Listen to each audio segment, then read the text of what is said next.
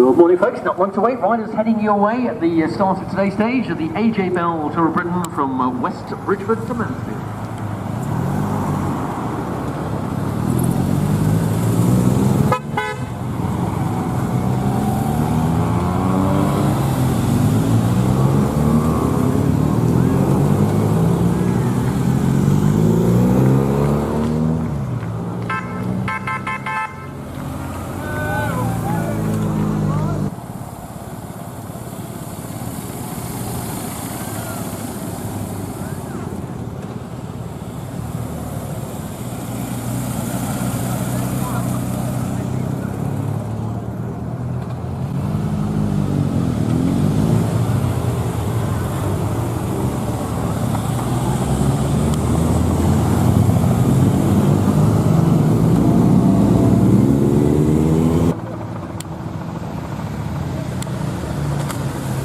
So it's Although it's funny, it is a funny tactic, isn't it, David? Because if they do that, how does the peloton react? I mean, it does put the peloton in kind of check, really, doesn't it? Because they can't necessarily reboot. They don't want to reboot the race. So it's a difficult one for the peloton to deal with when they do that.